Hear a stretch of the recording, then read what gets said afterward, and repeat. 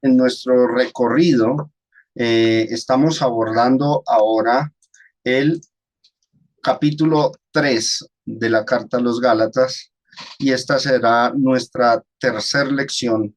Esta es la tercera parte de la exposición y vamos a hablar, a continuar estudiando la temática principal que envuelve todo el capítulo 3, la cual hemos titulado ¿Por la ley o por la fe?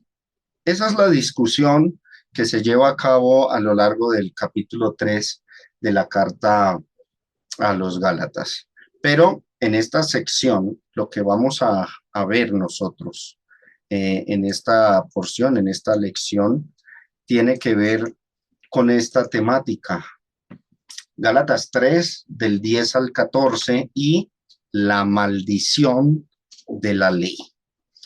Porque todos los que dependen de las obras de la ley están bajo maldición, pues escrito está: maldito todo aquel que no permaneciera en todas las cosas escritas en el libro de la ley para hacerlas. Y que por la ley ninguno se justifica para con Dios es evidente, porque el justo por la fe vivirá. Y la ley no es de fe, sino que dice: el que hiciere estas cosas vivirá por ellas. Cristo nos redimió de la maldición de la ley, hecho por nosotros maldición, porque está escrito: maldito todo el que es colgado en un madero, para que en Cristo Jesús la bendición de Abraham alcanzase a los gentiles, a fin de que por la fe recibiésemos la promesa del Espíritu. Este versículo que vamos a resaltar ahí a la izquierda de ustedes, el verso 10, es un pasaje difícil de entender para muchos. Nosotros, los cristianos, en las iglesias de Cristo, frecuentemente los citamos contra las denominaciones, ¿cierto? Que es uno de los pasajes exclusivos a la hora de debatir sobre el tema de los pactos, el tema de la ley de Moisés, o a la hora de abordar cierta discusión sobre un tema o una práctica denominacional que se cite de la ley de Moisés, como lo es, por ejemplo, el diezmo, las primicias, el sábado, entre otras prácticas. Entonces, citamos frecuentemente, hermanos, este pasaje de la Biblia contra las denominaciones que de alguna u otra manera intentan rescatar preceptos de la ley mosaica e imponerlos en esas denominaciones. Y vuelvo y repito, el diezmo es una de esas prácticas que buscan justificación en la ley de Moisés, las primicias, los pactos, el sábado, entre otras prácticas que se desprenden de pasajes del Antiguo Testamento.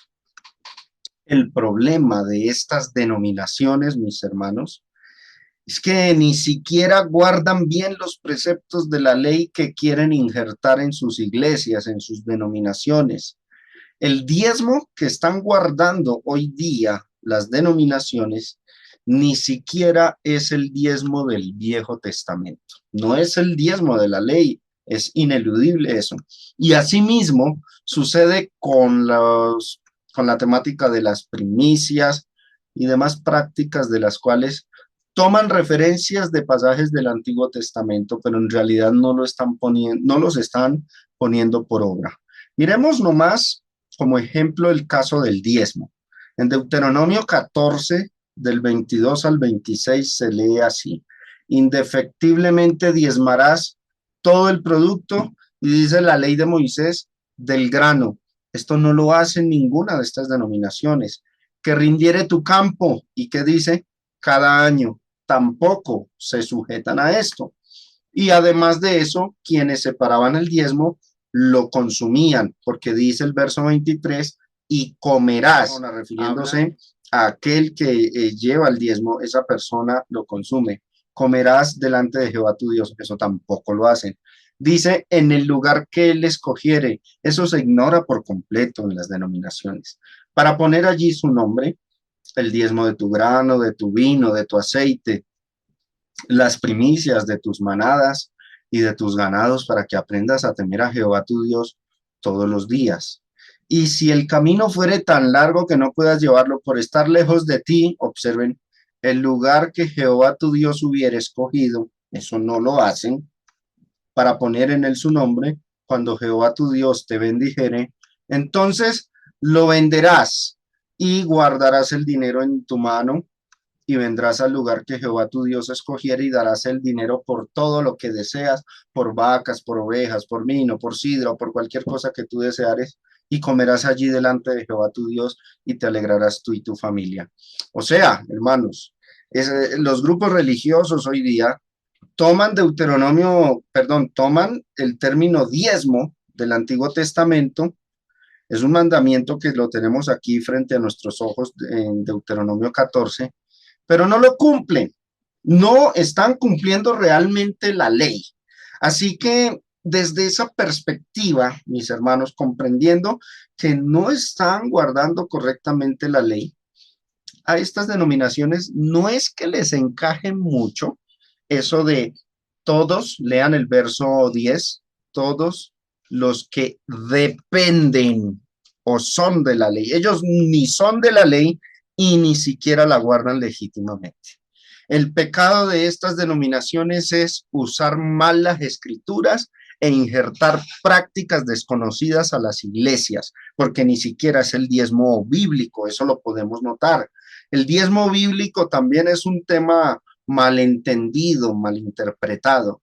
Alguna vez escuché a un hermano expositor decir que el diezmo en el Antiguo Testamento era un ritual espiritual de la ley, algo parecido a la cena del Señor. La cena del Señor es un ritual al cual nosotros cada domingo participamos y conmemoramos y recordamos el sacrificio de Cristo cada domingo. Bueno, según la interpretación de este expositor, el diezmo era un ritual que se hacía cada año y entonces también el producto de ese diezmo se lo comían, así como hoy día hizo ese contraste entre la cena del Señor y el diezmo. Nada más lejos de la verdad. Una errónea interpretación de lo que era el diezmo. El diezmo podríamos resumirlo de la siguiente forma. Es como un, digamos, ahorro obligatorio para el pueblo. Eso era más o menos el diezmo, un ahorro obligatorio. El diezmo judío, y recuerden mis hermanos, que la nación de Israel no solamente se caracterizaba por la ley en el aspecto religioso, era una nación que tenía leyes políticas como cualquier otra nación, pero las leyes políticas de esa nación de Israel tenían la diferencia que las dictó Dios, no el hombre, como sucede con las otras naciones, pero al fin y al cabo eran leyes para una nación. Era entonces la nación de Israel una teocracia, o sea, una nación gobernada por Dios y donde las leyes de toda la patria, de toda la nación, provinieron de Dios, y eso era la ley de Moisés. Por eso podemos nosotros notar, los que han leído cuidadosamente el Antiguo Testamento, pueden notar que tenía hasta sus días festivos, como cualquier otra nación, pero días festivos dados por Dios, revelados y estipulados por Dios para la nación. Otros días festivos, como el Hanukkah o la fiesta de la dedicación de la que habla el Evangelio de Juan capítulo 10, no fueron ordenados por Dios, sino que la tradición judía así los estableció. Sin embargo, habían unas festividades como la Pascua, como el Pentecostés, que coincidían en las fechas. De hecho, el Pentecostés era unos 50 días después de la Pascua y todo judío tenía que viajar a Jerusalén, tenía que ir hasta Jerusalén a celebrar, a festejar, por ser judío, por patriotismo, tenía que celebrar esas fiestas judías. La primera, la de la Pascua, era de carácter mucho más religioso o digamos de reverencia que la que seguía, la de Pentecostés. La de Pentecostés simplemente se festejaban los frutos o las primicias, la cosecha de todo lo que habían sembrado, y eran días, digámoslo, no tan religiosos no, como el de la Pascua, ¿no? No habían tantos rituales, porque es que en la Pascua era el día de la expiación, donde se sacrificaba el cordero para expiación de los pecados. En Pentecostés no tenía esa connotación, digamos, tan sublime, sino que más bien era una fiesta del pueblo que Dios había estipulado a través de la ley. Bueno, todo judío que fuese a viajar a Jerusalén a observar estas fiestas patrias, estas tradiciones establecidas en la ley de Moisés, pues de alguna u otra manera tenía que solventar su estadía en Jerusalén o en las zonas aledañas a Judea. Tenía que costear ese viaje. ¿Cómo lo hacían? Bueno, el diezmo era la respuesta de cómo costear ese viaje. Tenían que ahorrar durante todo el año la 10ª parte de todos sus ingresos o de todo lo que conseguían para entonces poder solventar su estadía allá. Por eso es que dicen que si vivían cerca del lugar que Dios había escogido, que era Jerusalén, entonces consumían todos esos granos o cosas que habían recogido, pero si el camino era lejos, pues entonces había permiso de parte de Dios para vender el producto del diezmo y una vez llegados a Jerusalén, compraran, pagaban su estadía y compraban las cosas que necesitaran, los alimentos, y si querían comprar vacas y animales podrían hacerlo.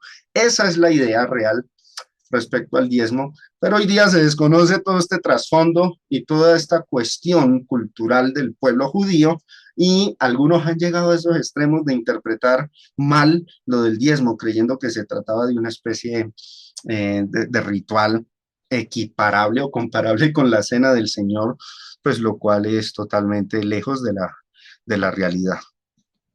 Ahora, mis hermanos, volviendo al punto, las denominaciones no están guardando, aunque creen que guardan la ley, aunque toman expresiones como diezmo o primicias prestadas del Antiguo Testamento, en realidad ni siquiera las están guardando, ni siquiera las están cumpliendo. Y esto sucede porque esas ordenanzas, hermanos, son imposibles de cumplir hoy día al pie de la letra.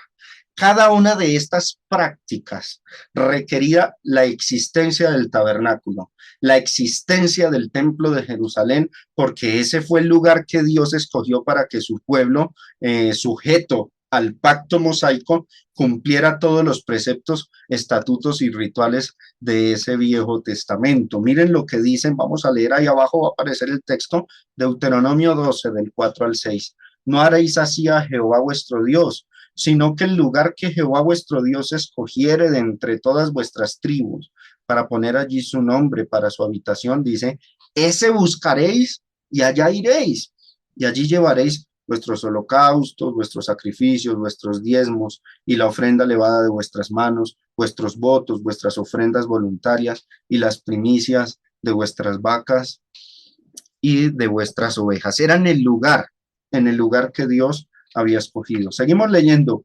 Deuteronomio 12, del 9 al 14. Porque hasta ahora no habéis entrado al reposo y a la heredad que os da Jehová vuestro Dios. Alguna vez yo me preguntaba, cuando estaba estudiando estos temas, ¿por qué Deuteronomio no nos dice cuál es el lugar que Dios escogió? ¿Por qué habla de él como en enigma? En el lugar que Jehová vuestro Dios escogiere. Pero ¿por qué no dice directamente cuál era ese lugar? Este Deuteronomio 12, verso 9, nos explica el por qué. Porque a la fecha, cuando se escribe Deuteronomio, pues ellos no habían entrado a la tierra prometida, no se habían repartido todo el territorio en las tribus y la tribu de Judá no se había, digamos, separado, cuya capital, Jerusalén, no se había todavía establecido y por eso pues no se había escogido el lugar. Era esa la razón. Deuteronomio se escribió antes de que entraran a la tierra prometida. Y eso es lo que dice el verso 9, porque hasta ahora no habéis entrado al reposo y a la heredad que os da Jehová vuestro Dios, mas pasaréis el Jordán y habitaréis en la tierra que Jehová vuestro Dios os hace heredar, y él os dará reposo a todos vuestros enemigos, de todos vuestros enemigos alrededor, y habitaréis seguros. Y observen el 11. Y al lugar que Jehová vuestro Dios escogiere para poner en él su nombre, allí llevaréis todas las cosas que yo os mando, vuestros holocaustos, vuestros sacrificios, vuestros diezmos, las ofrendas elevadas de vuestras manos, y todo lo escogido de los votos que hubierais prometido a Jehová. Bueno, el pueblo una vez entra a heredar la tierra prometida, ya Dios los dispone, les explica cómo repartirse en tribus. Y finalmente, cuando ya la tribu de Judá está constituida y su capital Jerusalén está constituida, pues Dios escoge Jerusalén para que sea el lugar donde esté el tabernáculo, donde esté su templo, y ese es el lugar que Dios escogió para llevar todos los rituales de la ley de Moisés. Deuteronomio 12, del 9 al 14. Y os alegraréis delante de Jehová vuestro Dios, vosotros, vuestros hijos, vuestras hijas, vuestros siervos y vuestras siervas, y el levita que habita en vuestras poblaciones, por cuanto no tiene parte ni heredad con vosotros. Ahora mire la advertencia que hace: cuídate de no ofrecer tus holocaustos en cualquier lugar que vieres, sino que en el lugar que Jehová escogiere, en una de tus tribus, ya está avisando de antemano, allí ofrecerá tus holocaustos y allá harás todo lo que yo te mando. Ya la Biblia, luego de que ellos entran a la tierra prometida, confirma que ese lugar fue Jerusalén. En segunda de Crónicas 12:13 leemos: fortalecido pues Roboán, reinó en Jerusalén, y era Roboán de 41 años cuando comenzó a reinar, y 17 años reinó en Jerusalén. Mire lo que dice: ciudad que escogió Jehová de todas las tribus de Israel para poner en ella su nombre. Y el nombre de la madre de Roboam fue Naama, amonita. Es cierto que de cierta manera las denominaciones pecan por guardar la ley, por pretender guardarla, porque en realidad no la guardan, vuelvo y reitero. Pero la realidad, mis hermanos, es que ni siquiera están guardando la ley legítimamente. Ellos no van a llevar el diezmo hasta Jerusalén cada año. Es imposible encontrar el lugar que Dios escogió. El templo fue destruido en el año 70 y desde entonces no se ha levantado. No se puede guardar la ley porque no existe el templo, así de sencillo. Lo que practican no es acorde como lo dice la ley de Moisés. Se trata entonces, lo que hacen estas denominaciones, se trata es de prácticas inventadas por ellos, a las cuales le buscaron ponerle como un tinte bíblico para justificarlas. Y yo diría que estas denominaciones ni siquiera están pecando por quebrantar la ley mosaica, sino más bien pecan por usar mal las escrituras, tratando de injertar en las iglesias prácticas totalmente desconocidas en la Biblia, pero que a estos grupos, queriendo justificar ante la gente que Dios manda esas prácticas del diezmo moderno, las primicias modernas, a su manera paupérrima de entender e interpretar las escrituras, lo que terminaron fue, mis hermanos, creando una práctica totalmente distinta a la original. Con esto, el caso de esas denominaciones viene siendo incluso muchísimo peor que el de los judaizantes en los tiempos de Cristo y que afectaron las iglesias de Galacia, porque ellos no estaban, digamos, bajo esta maldición de Gálatas 3:10, no tanto, porque cuando dice los que dependen se refiere a los que la toman como justificación, particularmente los judíos, ¿cierto? Y estas denominaciones o los miembros de estas denominaciones, pues no son esos judíos.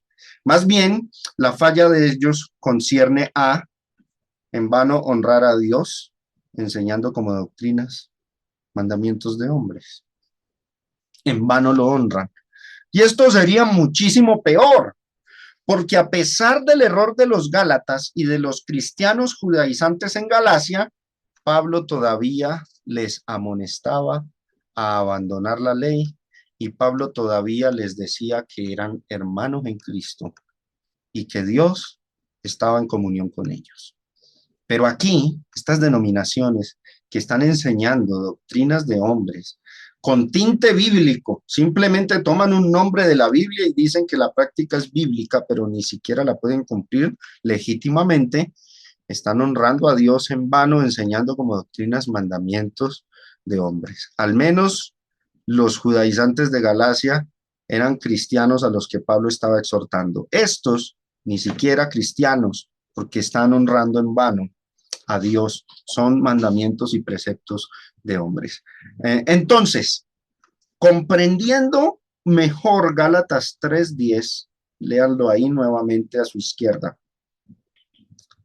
podemos llegar a la siguiente conclusión, que muchos de nosotros en la iglesia del Señor no es que nos salvemos mucho de la práctica de usar mal un pasaje bíblico sacado de su contexto y empleado con total desconocimiento de su propósito y significado original.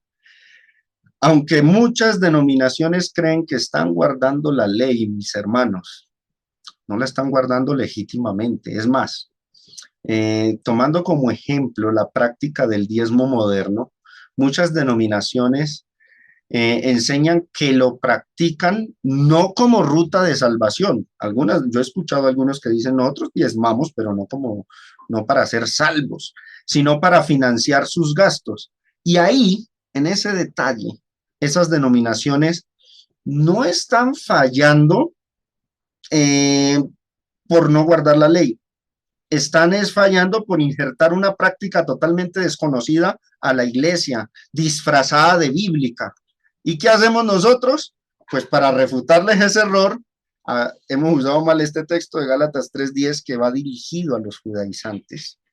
Y entonces, sin entender el texto, yo hablo por mi parte, yo sin entender, por muchos años, sin entender el texto, lo usaba para atacar a estas denominaciones. Ahora, aclaro, mis hermanos, no es malo usar Gálatas 3:10 para señalar el error de las denominaciones que tratan de guardar algún precepto del Antiguo Testamento. No es un error usarlo.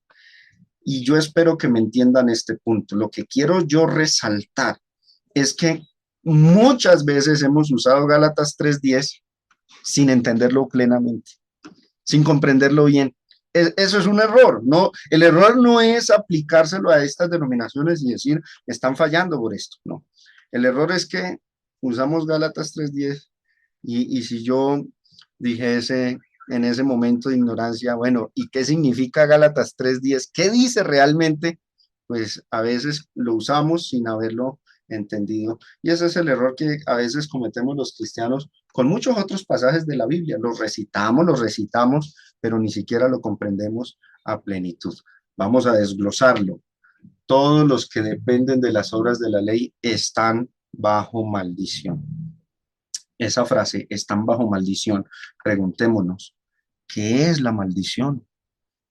Según el texto griego, el griego es katara, esa palabra, katara, maldición. Este diccionario, nuevo diccionario de la Biblia, diccionario Logware, define el término así. Se habla de maldición como castigos por la desobediencia, como es el caso de Adán, Génesis 3:14 y 3:17.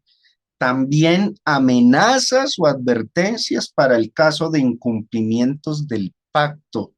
Maldito el varón que no obedeciere las palabras de este pacto, dice Jeremías 11:3.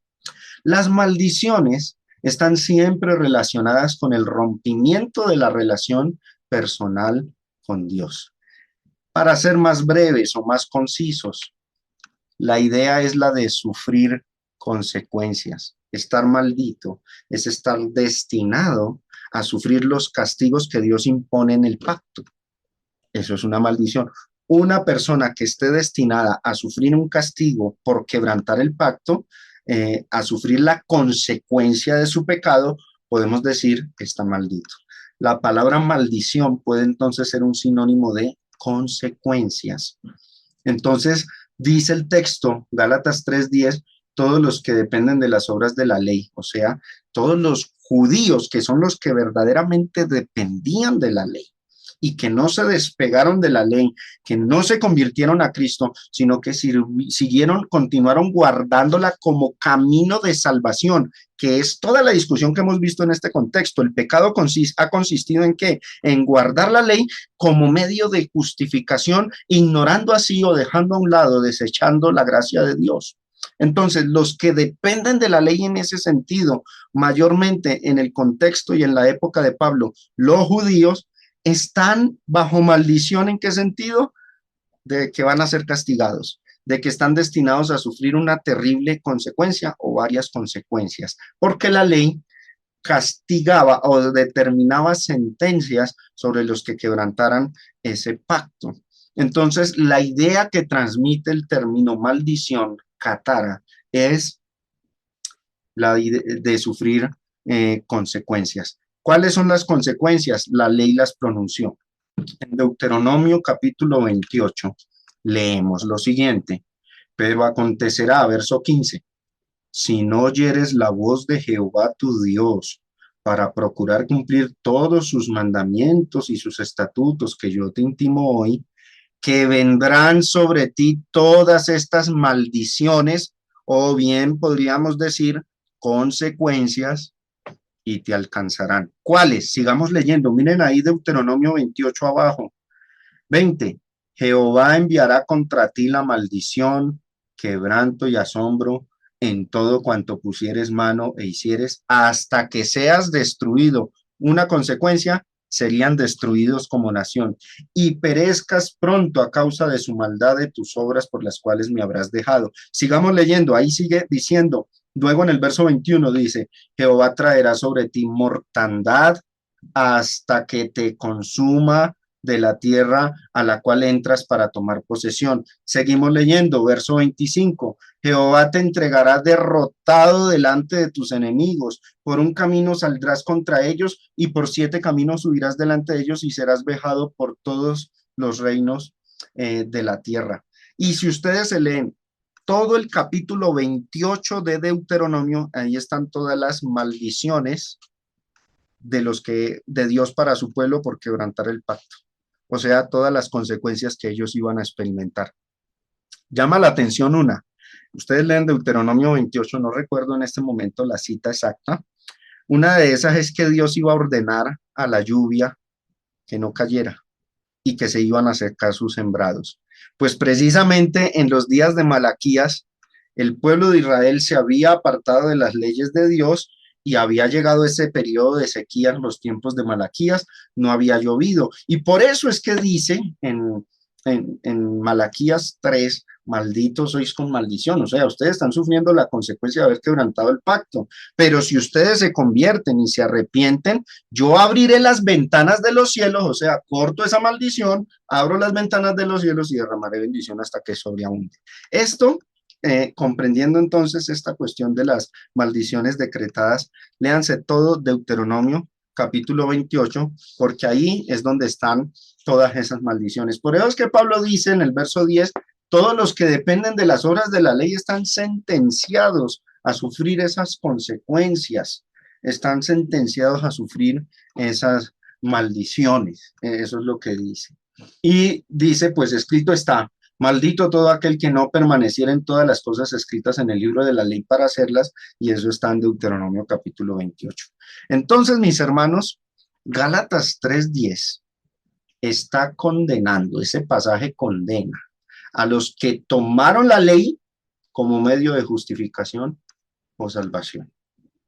Es decir, no a todo el que cumpla cierto requerimiento de la ley de Moisés o que la observe por tradición. Oído esto que voy a decir, voy a entrar en materia polémica.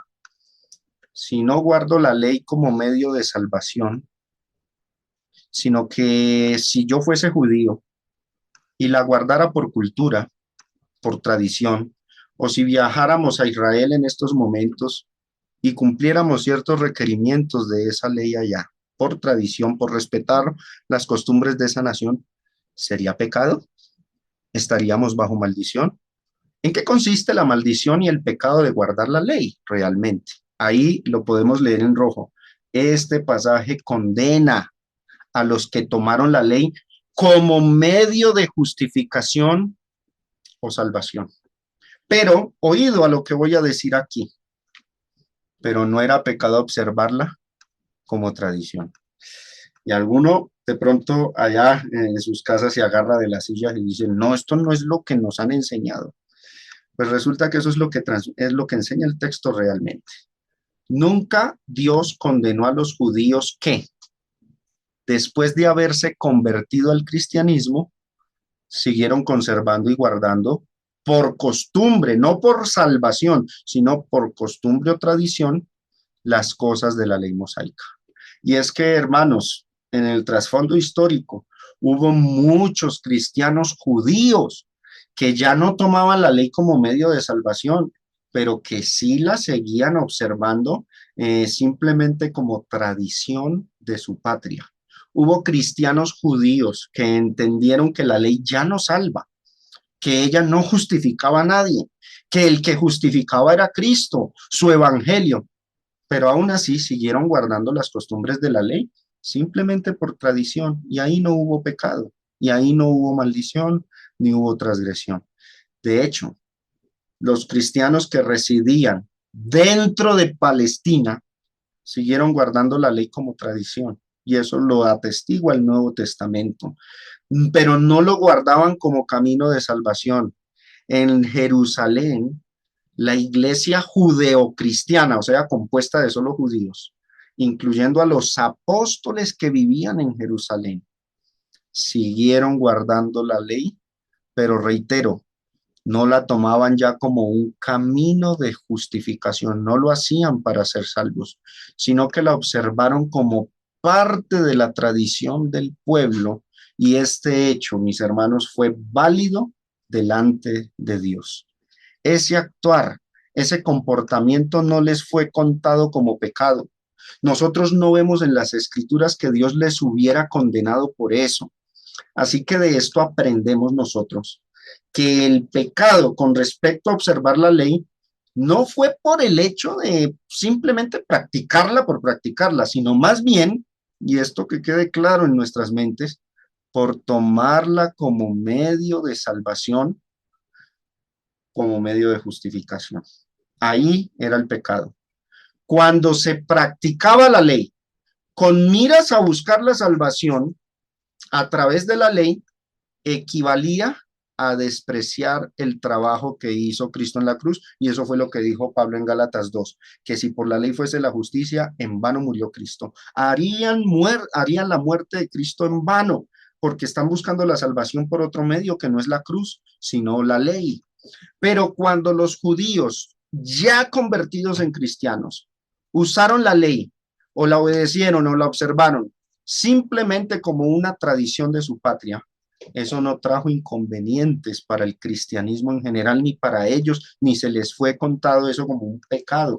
Y esto es importante entenderlo, porque hay mucho desconocimiento sobre este asunto. Miremos el pasaje que sustenta lo que digo, Hechos 21, del 18 al 26.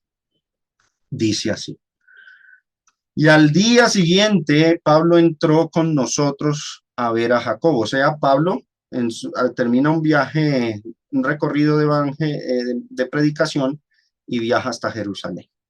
Y se encuentra con los cristianos allí en Jerusalén. Y dice, al día siguiente, Pablo entró con nosotros a ver a Jacobo, y se hallaban reunidos todos los ancianos. 19, a los cuales, después de haberles saludado, les contó una por una las cosas que Dios había hecho entre los gentiles por su ministerio.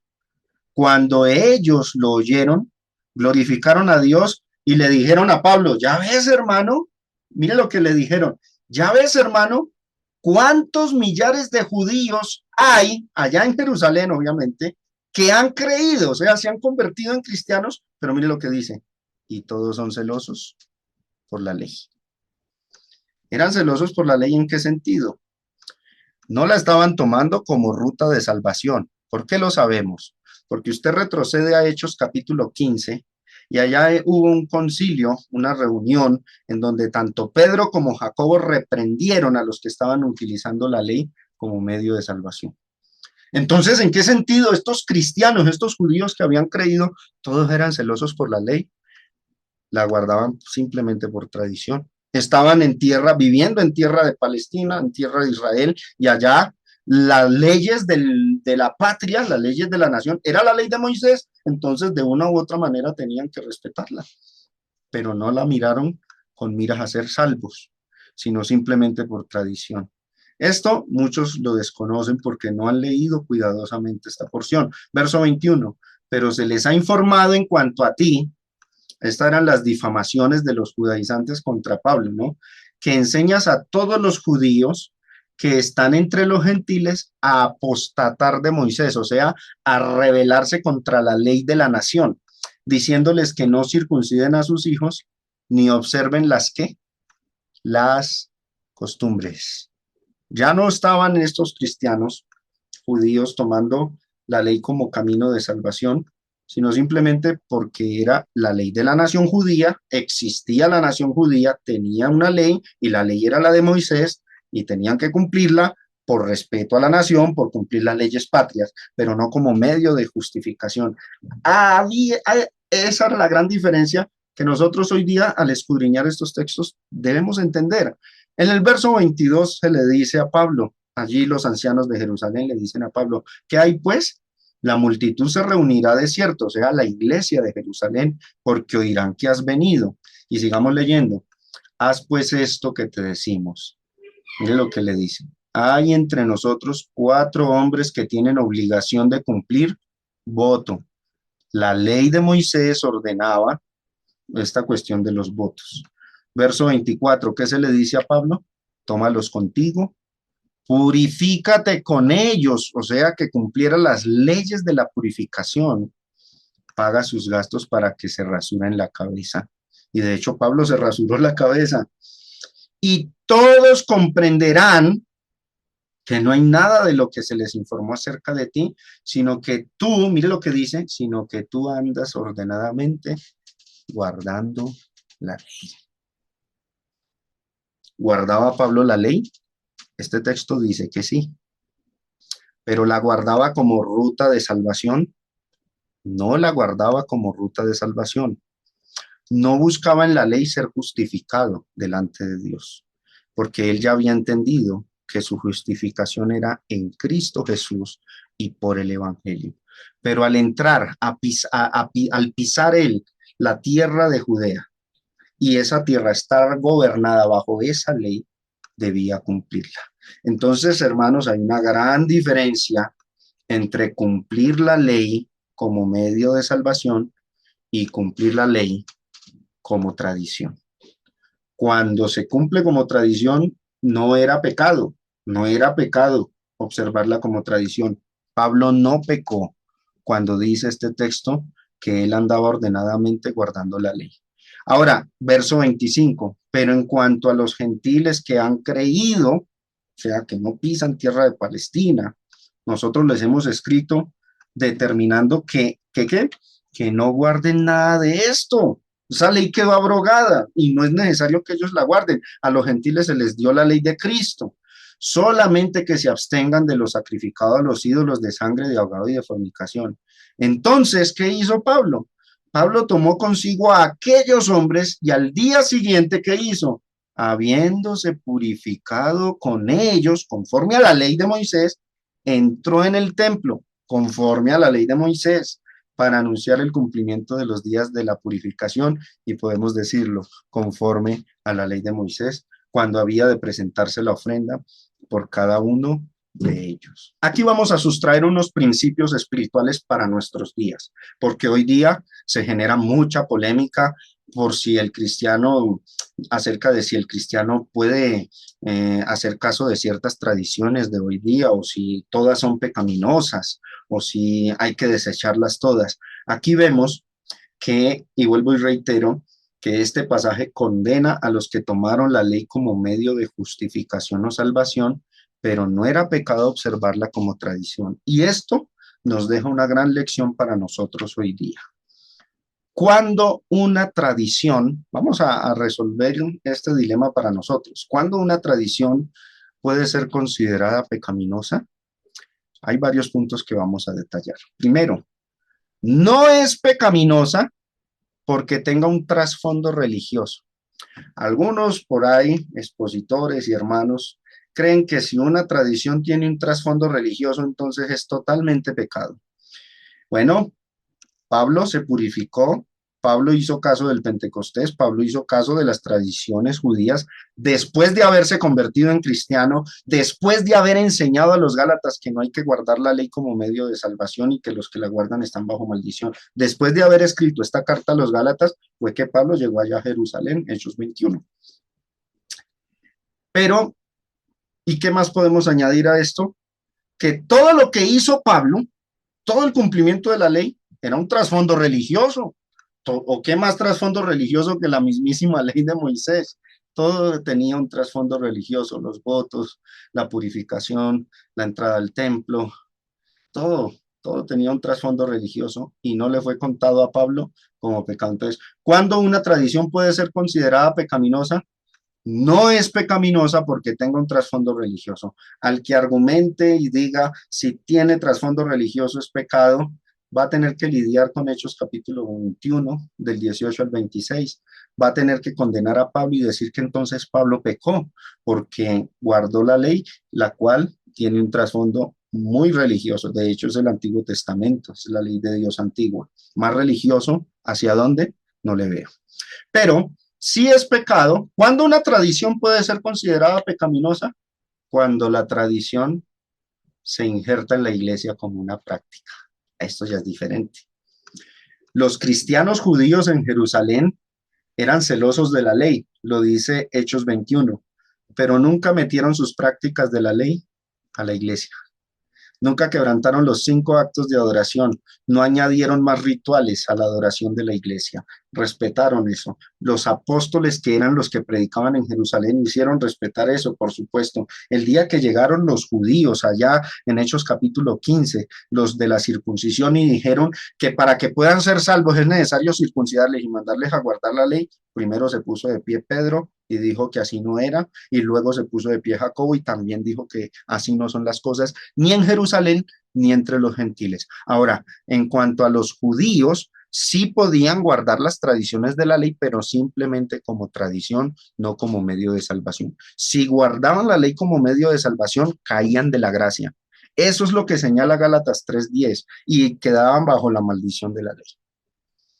Pero no es pecaminosa cuando la tradición, aunque tenga un trasfondo religioso y se guarde esa tradición. Sí es pecaminosa cuando la tradición, además de tenerla por fuera de la iglesia y de pronto hacerle caso, cuando se injerta la iglesia, ahí es donde se peca.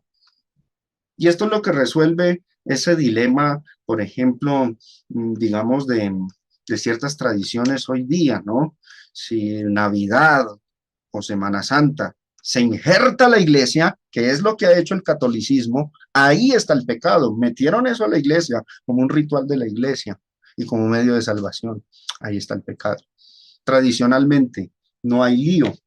Cuando una tradición se toma como camino de salvación, ahí es pecaminosa. Pregunta arriba, ¿cuándo una tradición puede ser considerada pecaminosa? 3. Cuando una tradición se toma como camino de salvación. Eso era lo que estaban haciendo los Gálatas. Estaban tomando la ley para ser justificados delante de Dios. Ahí pecaron.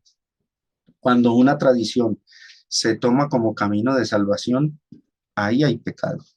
Si decimos hoy día, eh, vamos a celebrar el nacimiento de Jesús y si no lo celebramos, no vamos a ser salvos, ahí hay pecado, porque la Biblia no enseña eso. El único camino de salvación es el Evangelio y la justificación por la fe en Jesucristo y por su gracia, nada más. No podemos injertar tradiciones a la iglesia, ni podemos tomar esas tradiciones como camino de salvación. Ese era el lío de los Gálatas. Otra vez la pregunta, ¿cuándo una tradición puede ser considerada pecaminosa? 4, cuando la tradición se toma como ordenanza divina sin serlo. Cuando se dice, si no la guardas, pecas.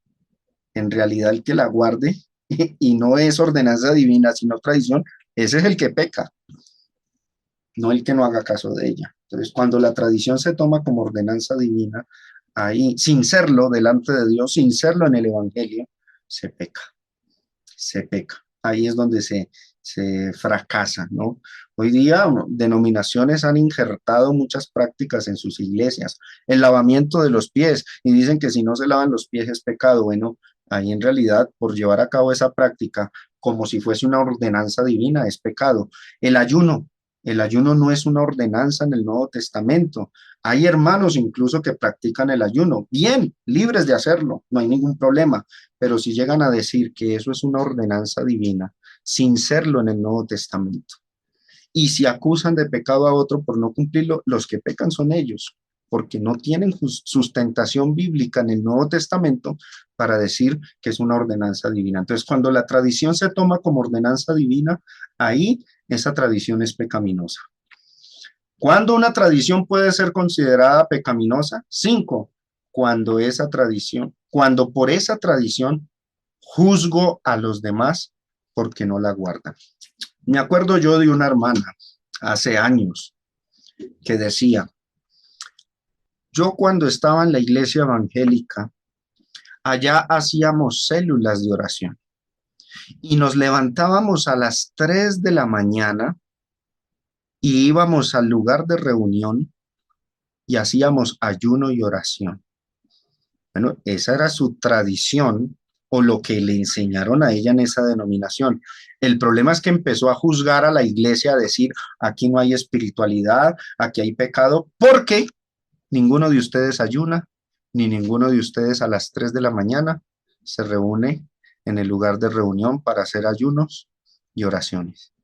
Es más, estaban empleando mal un texto donde habla en el libro de los Hechos, de hacer ayuno a la hora tercera del día, que en el calendario, en el horario judío son las 9 de la mañana, pero estas denominaciones iban a las 3 de la mañana, imagínense, a las 3 de la mañana iban a hacer ayunos. Cuando una tradición o una práctica no está en el Nuevo Testamento, pero yo pienso juzgar a los demás porque no la guardan, estoy pecando yo. Y eso lo enseña Romanos capítulo 14.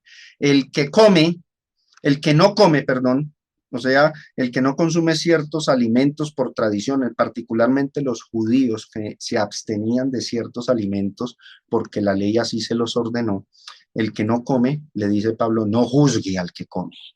No lo juzgue, porque ya esa ley quedó abrogada y no es pecado y no es necesaria para la salvación. Entonces, esto es un asunto de opinión, pero si impones tu opinión, si impones una tradición que forma parte meramente de la opinión y no de la ley de Dios y juzgas a los demás porque no la guardan, el que peca eres tú. Ahí es donde está la gran falla de muchos. Y estos problemas se presentan hoy día en las iglesias en muchos ámbitos, en muchas otras cuestiones. Juzgamos a los demás porque no hacen ciertas cosas, pero no estamos mirando si lo que estamos reclamando tiene sustentación bíblica o si la Biblia la ordena. Otra vez la pregunta, ¿cuándo una tradición puede ser considerada pecaminosa? Cuando dicha tradición envuelve prácticas pecaminosas. Aquí vamos a dejar de un lado las tradiciones judías, que eran religiosas y no envolvían prácticas pecaminosas. Y vamos a ir a las tradiciones de los gentiles, a las fiestas paganas, que sí tenían prácticas pecaminosas. Y esto es lo que nos interesa a nosotros hoy día, que somos una nación gentil y que las prácticas de las tradiciones humanas sí envuelven actos pecaminosos. Entonces, vuelvo y leo la pregunta, ¿cuándo una tradición puede ser considerada pecaminosa? 6. Cuando dicha tradición envuelve prácticas que son directamente pecado. Ahí el cristiano se tiene que abstener. ¿Pero en qué sentido? Esto también tiene sus derivaciones, sus variantes. Vamos a leer. Vamos a poner de ejemplo una práctica pagana de la época de Pablo, los sacrificios a los ídolos, los sacrificados a los ídolos, los de Corinto, los de Tesalónica, casi todo el mundo gentil de la época celebraban fiestas paganas en donde hacían sacrificios a los ídolos y adoraban a Baal y a otros dioses paganos, otras deidades paganas. ¿Cuándo una tradición puede ser considerada pecaminosa? Si esa tradición tiene ciertas prácticas pecaminosas El cristiano no puede practicar eso que es pecado. No significa que no pueda hacer caso de la tradición, sino que aquello que es pecado es lo que el cristiano no debe hacer. Y eso sí lo enseña el Nuevo Testamento con mucha claridad. Y tomo como ejemplo lo sacrificado a los ídolos. Si era pecado, ¿qué cosas de lo sacrificado a los ídolos? Si era pecado, ¿qué? Aclaremos, adorar a Baal o participar de su culto. Eso era lo que hacían durante esas fiestas paganas. Adoraban a Baal, participaban de un culto de adoración a Baal. Si el cristiano practicaba eso, pecaba al observar esa tradición. ¿Qué más hacían? Ofrecían sacrificios humanos, ofrecían bebés, doncellas, mujeres vírgenes, se las ofrecían a Baal en sacrificio. Bueno, si un cristiano participa de esas cosas en esa época, pues pecaba, ofrecía sacrificios humanos, pecaba, porque eso directamente es pecado. Beber la sangre de esos sacrificios, además de que mataban animales en un culto a Baal, la costumbre era beberse la sangre de esos animales. Bueno, eso es lo que dice allá Hechos 21, que se abstengan de eso de sacrificado a los ídolos y de beber sangre, porque era un ritual de adoración a un dios pagano. Entonces, beber la sangre de esos sacrificios era pecado. ¿Qué más? Cometer fornicación ritual. Resulta que Baal era considerado por muchos el dios de la fertilidad. Entonces muchas mujeres que querían quedar embarazadas o todo el pueblo que honraba a esta deidad de la fertilidad, pues para que el pueblo se multiplicaba por la procreación y por las relaciones íntimas, pues entonces iban allá delante de este ídolo y cometían fornicación. Entonces, esa fornicación la señala la Biblia, en todo aspecto la fornicación es pecado. Cometer fornicación ritual durante una fiesta pagana, eso era el pecado que podría llegar a cometer cristiano y eso es lo que Pablo le dice a los Corintios en el capítulo 6, el cuerpo no es para la fornicación, el que se une con una ramera, teniendo en mente las rameras rituales, las pitonisas y las que adoraban a esos dioses paganos, el que se une a esas rameras, entonces peca y el cuerpo es templo del Espíritu Santo. Eso es lo que se señala en ese trasfondo cultural. Además, en esas fiestas paganas, la gente acostumbraba, como hoy día con muchas tradiciones, ¿no? A emborracharse, a embriagarse y a vivir perdidamente en dichas fiestas. Al cristiano se le dice que eso no lo practique. Ahora, esos son los puntos que en la época el cristiano no podía practicar. Pero en cuanto a los sacrificados a los ídolos y volviendo a traer a colación este punto, ¿qué no era pecado? ¿Qué no era pecado para el cristiano en medio de una fiesta pagana de esas? La Biblia no dice que el cristiano de esa época se tenía que quedar guardado en su casa y esconderse debajo de la cama, esperando a que se acabaran esas fiestas para poder salir a la calle. No, no, no. Habían cosas que eran lícitas para el cristiano, vamos a leerla. Hacer caso del día festivo que culturalmente se había separado para ese ídolo, si se tomaba ese día festivo, no hay ningún inconveniente. Y hoy día, muchos días festivos de nosotros están en adoración a la Virgen, a San Pedro, a muchos santos. De hecho, la mayoría de las festividades en Colombia tienen que ver con devoción a estos personajes del catolicismo. Y nosotros nos los tomamos y no pecamos. O sea, ahí no hay pecado porque ni estamos adorando ese ídolo, ni estamos practicando ningún acto pecaminoso por el hecho de tomarnos esos días. Por ejemplo, llega Semana Santa y si nos tomamos esos días libres, no hay ningún inconveniente. Entonces, hacer caso del día festivo que culturalmente se había separado para ese ídolo no era pecado. Comer los alimentos que se preparaban durante esas fiestas. Era común durante las fiestas a Baal hacer ciertas comidas y se vendían en las calles o las personas en sus casas después de haber adorado a Baal preparaban ciertos alimentos. ¿Era pecado consumir esos alimentos hasta de un animal que fue ofrecido a un ídolo? ¿Era pecado? No, y eso lo aclara Pablo en 1 Corintios 10, porque el cristiano ora por esos alimentos y esos alimentos son santificados. Comer los alimentos que se preparaban durante esas fiestas. Incluso si un incrédulo te invitaba a comer porque estaba celebrando ese día, no era pecado aceptar la invitación y comer con él, y lo dice 1 Corintios capítulo 10 y Romanos 14 lo implica. Entonces hay que saber distinguir, hay que desarrollar discernimiento para saber qué cosas dentro de una fiesta o tradición del mundo, paganismo, o aún dentro de las tradiciones consideradas cristianas, qué cosas se pueden hacer. Debo discernir qué puedo hacer y qué no puedo hacer. No es tomar la ruta de hacerlas todas e incluso injertarlas en la iglesia, como hicieron los Gálatas, pero tampoco tomar la ruta entonces de todo cuanto se ofrezca y se haga, yo lo hago y que no voy a pecar, porque hay cosas que son pecado, hay otras que no. Entonces, con esto, mis hermanos, con estos principios, usted puede hacer aplicaciones para hoy día en cuanto a las tradiciones del mundo de hoy. Aquí estoy ofreciendo unas bases para que aprendamos a discernir qué cosas son pecado y qué otras no.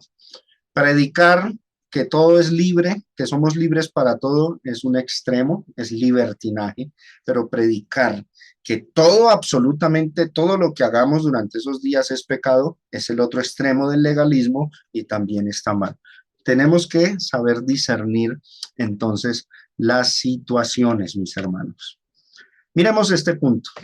Vuelvo y leo. Este pasaje condena a los que tomaron la ley como medio de justificación o salvación. Me voy a tomar 10 minutos más, me disculpan, para poder terminar la lección completa, 10 minutos más. Este pasaje condena a los que tomaron la ley como medio de justificación o salvación. No era pecado observarla como tradición. Romanos 14, del 5 al 6. Mire lo que dice. Uno hace diferencia entre día y día, otro juzga iguales todos los días. Cada uno esté plenamente convencido en su mente.